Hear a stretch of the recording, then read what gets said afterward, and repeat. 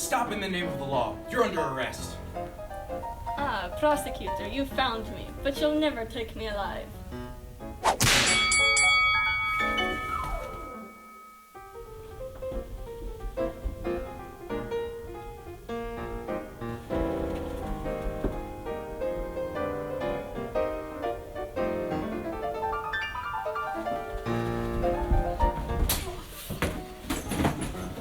You're falling straight into my trap.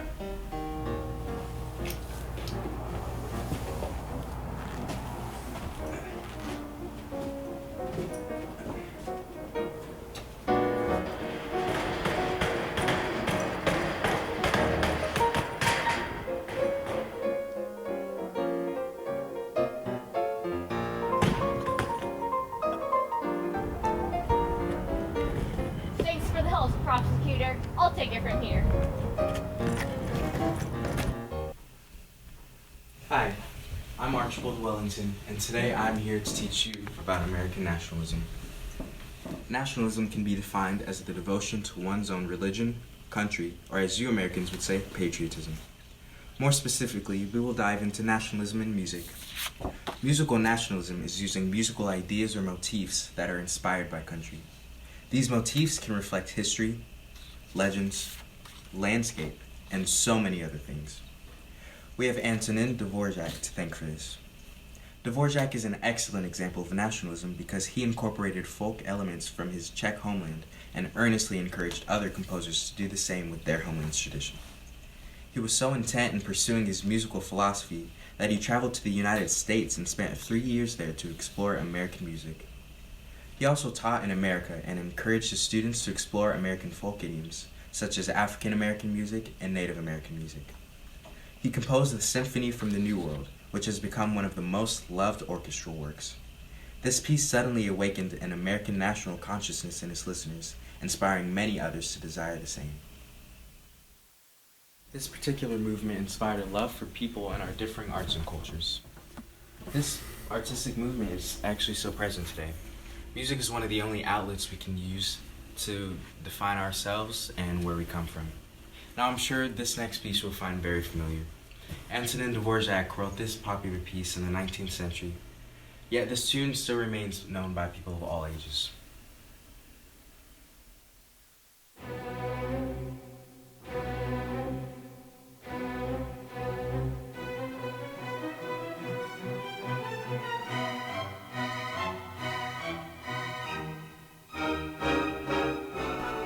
Don't you love watching classic shark movies? Neither do I. This next piece is called Billy the Kid and was written by Copland in 1938.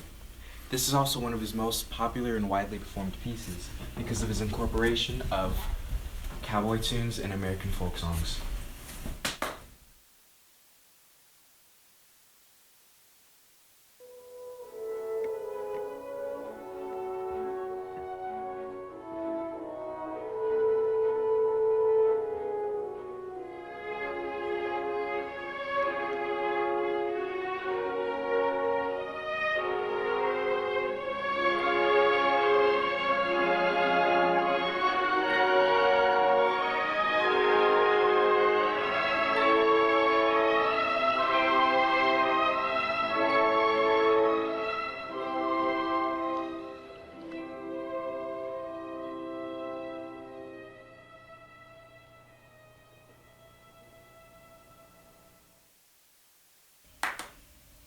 That's weird. Well, anyways, that was so fantastic. I've never seen anything like it.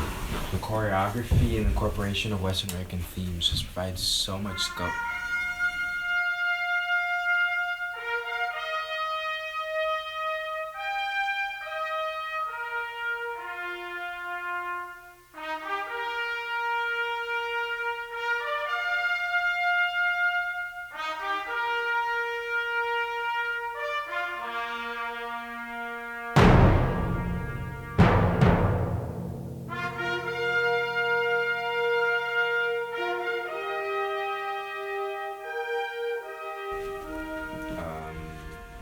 That was weird.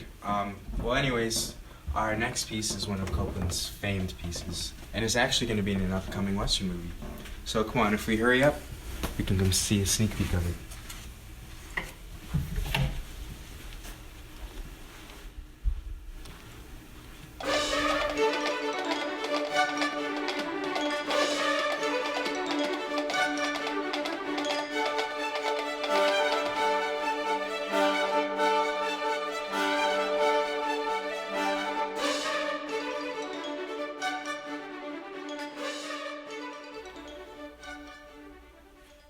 Well, that was surprisingly underwhelming. Anywho, that last piece was called Rodeo, Hoe-Down, written in 1942. Fun fact, it's based off of the American folk song called Bonaparte's Retreat, which was played for the Library of Congress in 1937.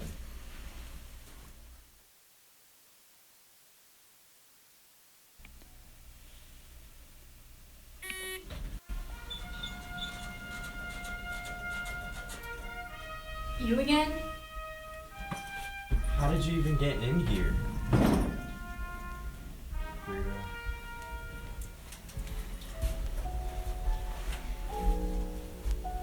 Oh, another fun fact about that song.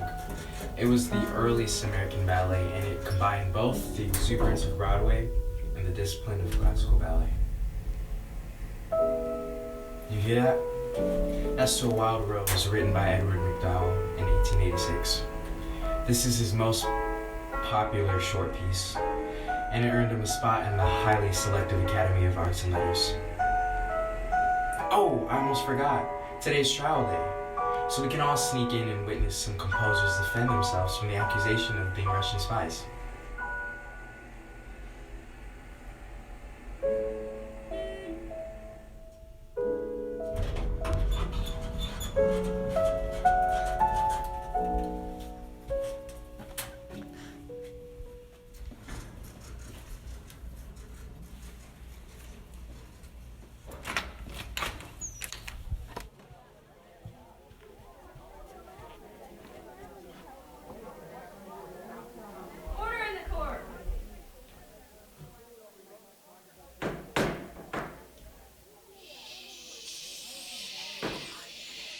Gentlemen of the jury, you are about to hear testimonies from 4 different men. 3 of them are losers, but one of them is a dangerous Russian spy. We'll start with our first suspect, Mr. Aaron Copland. Mr. Copland, please introduce yourself to the jury. Well, I was born in Brooklyn, New York. Aha! I knew there was something suspicious about New you. York, it's America.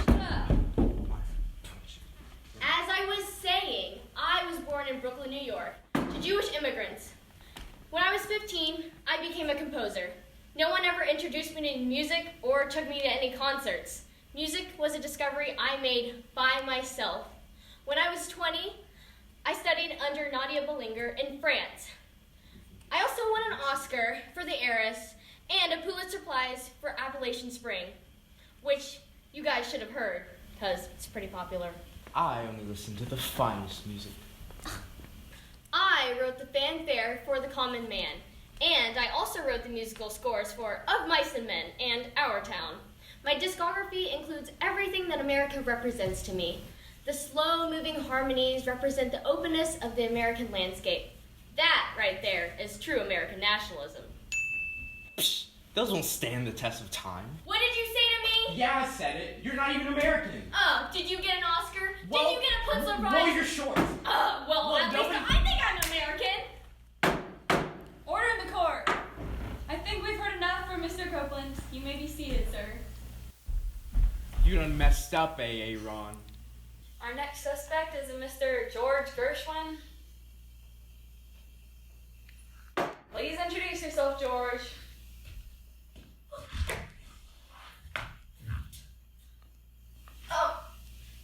Well, I was also born in Brooklyn. Of course you were.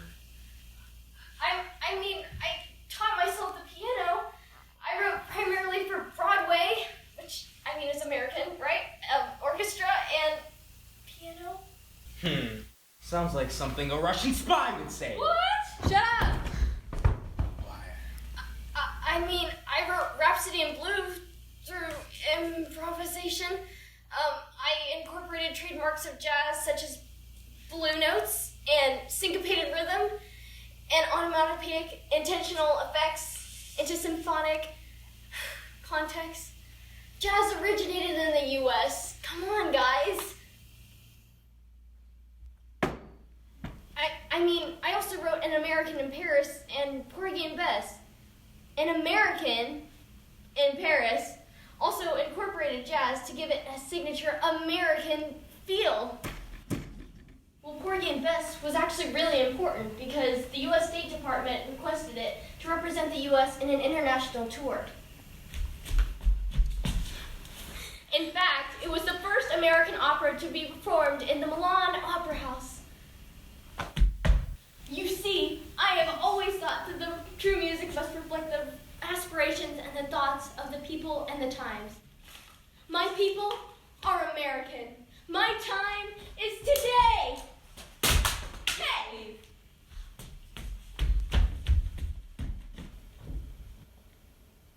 Okay.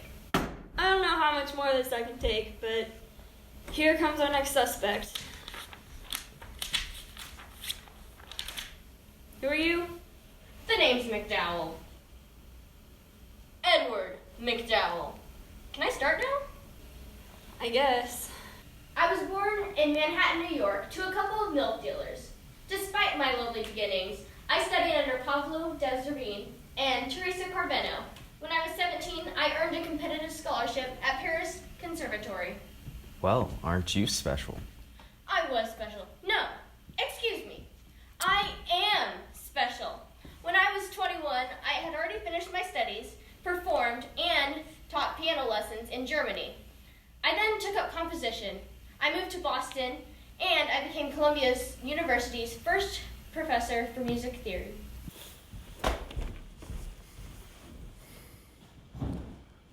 I then moved to Petersburg, New Hampshire, where I settled down on Hillcrest Farm with my lovely wife. I had a wife once. I realized that my creativity was flourishing in the rural setting. When I was 36, I wrote From the Old Garden, Woodland Sketches, and To a Wild Rose. Hey, what are you doing, man? Ah!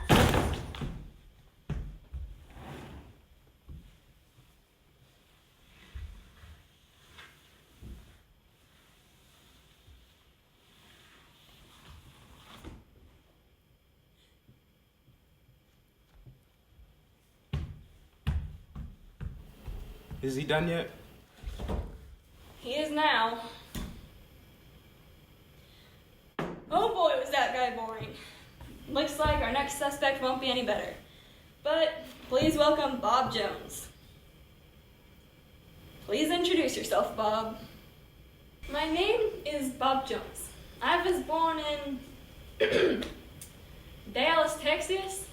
I enjoy grilling burgers, drinking beer, herding cattle, and electing presidents. Go capitalism. Go democracy. Yeah, I love me some democracy. Yeah, you can go, buddy. Yeehaw! Gentlemen of the jury, you have seen each of these men for yourselves.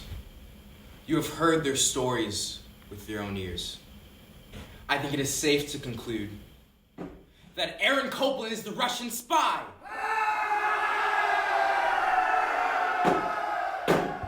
Order in the court. The jury can go do whatever it is they do to figure this stuff out. Many unbearable hours later. We have decided that the Russian spy is Bob Jones!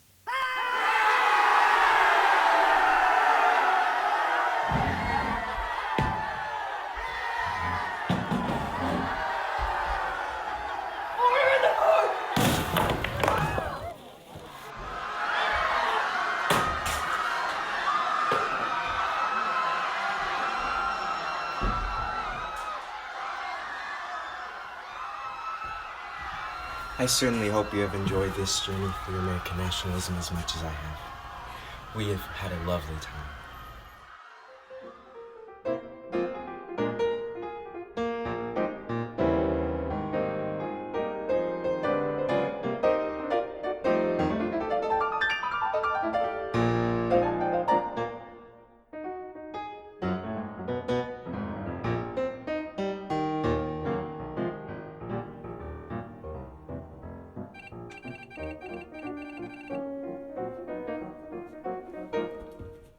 I was the Russian spy! Ha ha ha ha ha!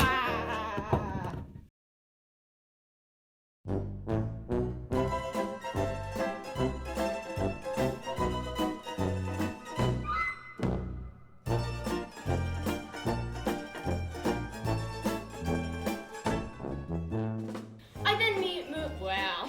Go.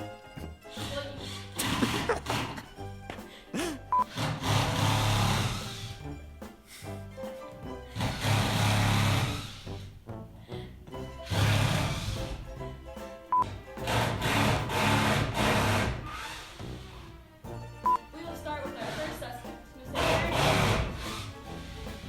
Well, you see, I was born in Brooklyn. I knew there was something suspicious about you.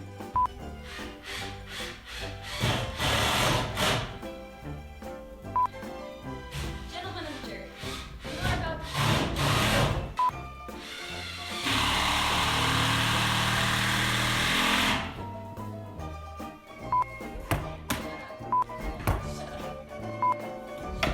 No! No!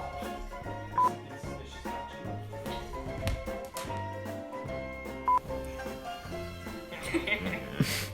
Alright, go ahead. one flying in here. Dallas, Texas? That's not Russian.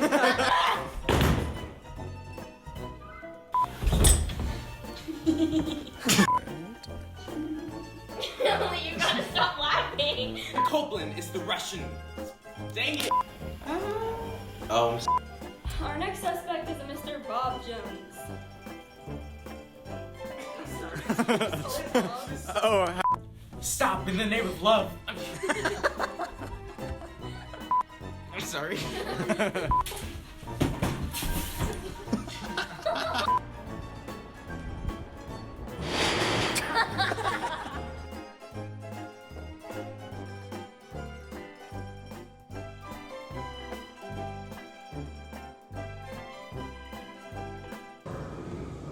You gotta get low. You gotta.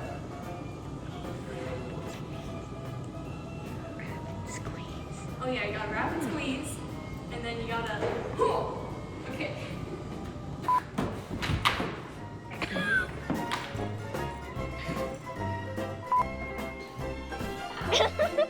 Parkour stunts.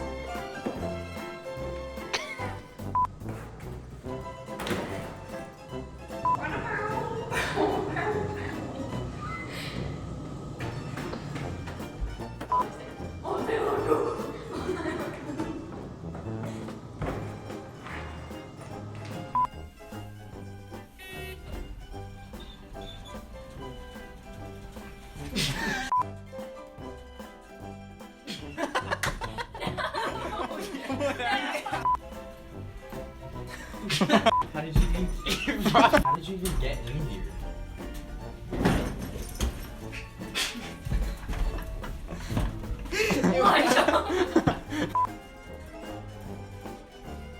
Stop! I wasn't gonna laugh. I wasn't gonna laugh. Hear that? Another fun fact. Oh no! Another. No!